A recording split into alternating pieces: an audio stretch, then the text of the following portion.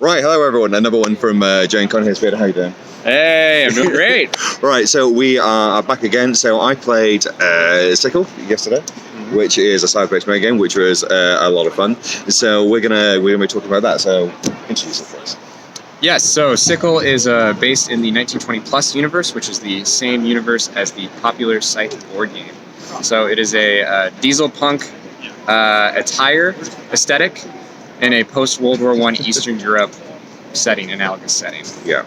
So all the nations are the same as the board game. We even have the folk heroes represented, which was a bit of an experiment for us. Oh, that's interesting. Yeah, and you actually got to play one of them. I did. It's admittedly you had the least folk hero of the folk heroes, but I'd probably helped trying to run a team at the same time. I'm not entirely sure I would have been sure. able to do. You were also more. like, I wasn't too worried about it, and you're well, not that I knew you were experienced or anything, but I knew running a team would also be enough for you to hold. So I've heard back from a number of the folk hero players, and they kind of appreciated the option to like engage and disengage with the journey, like pretty much at any time. And so I know some of the folk heroes really dove at it, some of the others didn't. I guess I should provide greater context. Is I designed this entire mega game, and then I went against mega game design and designed individual journeys for individual players, and they are the specific heroes from the board game. Yeah. So they play off the inbuilt canon of the board game. They go on quests related to the backstory. The Olga and Changa player, her backstory makes me want to throw up, but she goes and searches for her long lost lover that she only knew for a month. It's really so cliche. Yeah, it really is very cliche. She's very scantily clad too, scantily clad in the art as well, as you would expect. So yeah, it's really interesting. There's how many factions overall? 6 or 7 factions. There are 5 large factions and 3 small factions. Yeah. Okay. And I won't. Hopefully, you're familiar with the board games. So take a look at those factions. Not take up too much time. But so yeah, the mixture is kind of normal players, great people, and then folk heroes. Right. Yep. So folk heroes, as we just discussed, they're doing these stories, and then great people, inventors, designers, that type of thing. So that is a part of the game I didn't see all that much of, other than people coming up to me and kind of going, "Here's Robo Honey. Here's a design for Robo Honey," which was quite surprising, but the people of Albion loved it. So two great people. Yeah, so great. This is a play off of the entire concept of the Scythe backstory is that Nikola Tesla specifically designed these crazy inventions, and essentially if you Google like Nikola Tesla like lost inventions or whatever, and you will find like numerous death rays and earthquake machines, and so I wanted to include that in the game of just like technology being absolutely insane, which admittedly is a bit of a design problem because it leads to a tonal escalation, skyrocket. Like imagine like Last Turn Madness, but like every turn, it's like, well, I invested all this in like Robo Bees or whatever, like, and I'm well, you put in the time, so it happened for the most part. Yeah, there was a lot of all of a sudden there were loads of Zeppelins, loads of crazy killer robots, loads of pleasure robots at one stage, which was a bit weird. I think no, they were like, well, they were definitely described to me as pleasure robots. That was to differentiate them from the war robots. Was the the use of the term pleasure robots was odd. Good. I'm glad that's the case. That was quite fun. And so everything was fairly freeform as far as I could see. So there were resources, or was it wood, energy, oil, and iron, the main resources. Yep. And then you did things through doing initiatives, basically. So you would write down, you would get orders sponsored. So I'm talking a little bit wider there. It's been an interesting one for me that I think out of the 4 games I played at GenCon, 3 of them have been very, very freeform. I know we were speaking about this after a game, but that is just kind of my sample size. But do you want to talk us through a bit more freeform games? Because the stuff that happens in the UK tends to be a lot more kind of fixed, really. Yeah, so Sickle's a very freeform game. I say at the very beginning, you got to obey 2 laws. One is the law of physics, or fictional physics, and 2, you have to follow your constituency, because if you're a political faction, you have backers who support you for a specific reason, just because they want you to advocate for them. Yeah. So if those 2 things in mind, you can pretty much do anything. Yeah.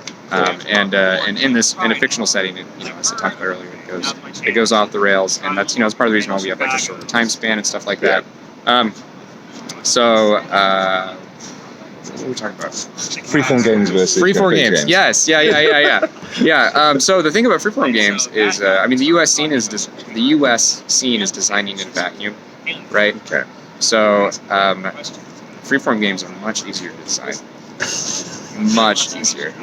Okay. The other thing is that a lot of the UK scene has a wargaming background and stuff like that. Okay. Yeah. Whereas the US scene is either board games or role playing games. And so, you know, Trenton was over here earlier. He's huge into indie role play games, and you know, I played a fair amount too. And you know, the big thing is that like player driven narrative. Yeah. Okay. Yeah, that is kind of interesting because obviously Mega Game Maker started off as wargamers. That's where a few of the really prominent designers like Paul Howarth and Bernie come from. That is kind of gradually changing. So I suppose Jim Warman started that change with kind of Watch the Skies, John Misen with Den of Wolves. You've got Alex. Well, and even Den of Wolves is like, I mean, it's mechanical compared to, you know, Sickle or Deep Haven. Yeah, I suppose it's the midpoint for me because Den of Wolves is quite mechanically light from where I'm coming from in most of the games that I play. So it's been interesting. Shouldn't they all be? Come on, people. Yeah, I mean, I've talked about this before, and I entirely agree. You want mechanics to get the hell out of people's way so they can play their game, play their game, and have their fun. I suppose harking back to a different side of the hobby in terms of those simulationist games, there you kind of want more kind of simulation there. But I suppose a lot of the games that kind of possibly the younger part of the crowd who do sci-fi and board game and fantasy, it's supposed to be like, lighter mechanics to get those done. So something I do want to explore is how you ended up kind of doing this game within the Scythe kind of universe, because there have been a couple of games kind of designed that have other IPs on them. So it'd be interesting to see how you kind of reached that, how you kind of ended up putting the IP on the game. Yeah, well, importantly, the first event that we did was for charity. And we also wrote a bunch of so this is a bit of a real life skullduggery, but so the original game was for charity, and we also wrote full backstories of the true nations, like the history, right? So then we could say it's a one nonprofit game that's partially educational. Yeah. And so it turns out in the U.S., IP laws are essentially nil for nonprofit educational events. Right. Okay. So that's how we morally justified it to ourselves. Right. But essentially, there was no permission at first. Like I'd reached out to the people, but I hadn't gotten responses. Yeah. Okay. So after the first event, I sent in the positive feedback that we got. Yeah. Okay. And that's when I started getting responses. And then after the last event, where I sent in the scores of like, oh yeah, I got an average rating of 9.7 out of 10. Yeah. You know, then they're like, oh yeah, you're way to go, good job. Like let's write up a contract. And so I think part of that is I just got really lucky that the Stonemeyer Corporation, which is the guys who own Scythe, they're like really cool. Just fun guys, yeah. They're really cool. Yeah, okay, so a little bit of putting some work in, taking a little bit of risk, and they kind of got rewarded, basically. Yeah, I mean, I actually talked to a bunch of lawyers about this, and the first thing they asked is like, well, how much money are you raising? And then when I answer that question, they say no corporation would ever hire a lawyer to charge against that amount. Yeah. So in a sense, like anyone in America could be ripping off anything because mega games are such a small profit thing. That what are there? A couple of thousand players, basically. Okay. Yeah, so that's interesting to know. I will advocate now before anyone tries to sue me for some bizarre reason that I do not advocate IP theft. I will say that now. But yes, listen to him rather than me. Okie dokie. So keep my hands off this one. So in terms of, we kind of usually close off with 3 things that you think went really well from the game and 3 things that you think could be improved. It's weird. I'm of 2 minds about the folk hero part, which we already discussed. I think parts of it worked really well, and also, unfortunately, we had a moderator show up, and I had not talked with her previously, but I hadn't talked to her previously at GenCon. She showed up, and apparently she had a really miserable time in her previous moderator experience. Oh, okay. Yeah, which was unfortunate, because then she ended up like essentially not moderating. Right. Okay. So that went really bad. She probably had the least amount of fun out of anyone in that room. Oh. Unfortunately. Not to overfocus on the negative though. I Yeah. mean, the event went really well overall. I am going to have to start working on ways to potentially counteract the tonal escalation, at least initially. Okay. I think it's taking off a little bit too fast. It's okay to hit, like, once you hit the midpoint or the end game, like, what they were doing for is fine, but... is that possibly about introducing a couple of items that they need to get to start things off, or does that lock them into a hole? I mean, this is interesting because I immediately go to a mechanical solution, because that's kind of the background I've got. We could create, like, some sort of crazy, like, sci-fi chip or, like, something like that, just kind of like a semi-arbitrary currency. Yeah, MacGuffin, yeah. But I think individual control, if they stress their real-life problems enough, the players come up with either real-life solutions or, like, slightly fantastical real-life solutions, which is fine either way. So another thing that went really well was... sorry, give me a sec. You don't edit these, do you? Not really. They're all live to people, but they understand. All right. They understand the pressures of talking randomly live at a camera. Good. Let's see here. Things that went well. I think all the best thing about Sickle, and I've talked to Trent. He originally brought this up, and I kind of agree with him. Is that the rules are so simple that you literally just hand people the roll badges, which has their information on front and back, and the game already starts. There's some stuff to clarify, but the game just starts instantly, and it just keeps going. And so that's something I'm particularly proud of. I'd say the number one thing that I have to improve on is just doing the folk hero stuff, thinking about that critically. I don't even know if it belongs, I have to do some soul swinging on that. I liked it. I mean, obviously, I think in terms of the folk heroes, let me ask you this: Did you talk to any of the folk heroes? Did you have face-to-face interaction with them? I did. I will say the folk heroes that I did specifically take aside and ask at one point, all of them were really enjoying it, but I think that may not have been universal. Yeah, okay, so I did talk to some of the other folk heroes through a day, not all of them, just because some of them were in countries that I never really got to, because I was doing kind of a bit of team leading stuff as well.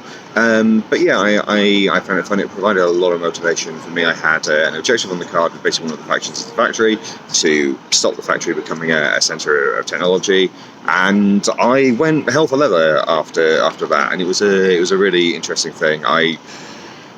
I started a war accidentally through this. Get that closer. Oh dear. Hello, people. Right, okay. We love you, Mr. Megagame. Rory, that's the best gif of you knocking over the tower, by the way. Off you go. Just as a side note. You go. Okay, yes, there we go. So yes, I accidentally started a war by putting together a plan where I purchased some Crimean uniforms, I got the Russians to attack the factory, and then I went and attacked the factory as well. I poisoned humanitarian aid to them, I tried to blow up a railway, I attacked them again with the Russians. So yeah, it was a lot of skullduggery and a lot of fun. So I like the idea basically of having characters within this game who have motivations they're following quite a bit, because I think briefings are super important. I think I've talked about before Everybody Dies and the briefings that Becky Ladley does for that, and they're really in depth and they provide a huge amount of go. So having 6 or 7 characters who have a very certain idea of what they want to do and they're going forward with that, I think projects a lot into the game and gives people a lot to do. So I like the idea. And if players don't get briefings, they make up their own stuff. But do you want that? Couldn't you do better than a random person most of the time? I would say probably, if you know the game well enough. Yeah. We had a Den of Wolves player just now at the game, and so he got the idea if he wanted to be an asshole. You know what I mean? Which is fun. That's if that's your decision. You want to be an asshole. That is great. But I don't know why did he want to be an asshole? I first think today, was it fun for people? Did it lead to fun stories? I suppose is the main thing. There was a perpetual fuel shortage, so that led to some crunching. That will lead to some stories. Okay, we'll wrap up then. So I will ask you what's next for you. Yes, I am helping out with Shucks 2019. We will be running 5 games there, including Den of Wolves, Sickle, Trent's Deep Haven, my Sworn to Serve design, which is U.S. Congress, my original design, Yeah. and also Lights in the Sky, the reimagined Watch the Sky. Is that by Chair of Banks? Yes, we're kind of like we are working with the name and taking some of the guts and seeing what we can do with it. Yeah. And hopefully the spaghetti plate that we come up with is not lethal. will be good, yeah. So hopefully if I can sort out flights, I will be at Shucks. I almost booked flights a couple of hours ago when it came out, and then I realised I need to negotiate a holiday for this. So if I can get the holiday, I will be at Shucks. But yes. Crazy, you're a madman. Yeah. I can stop I can get you a free badge if you volunteer, man. Well, if I can get the flights, I'll take you up on that. Excellent. Right, thanks very much, and thanks, Peter, and I'll see everyone soon. Say bye-bye. Bye.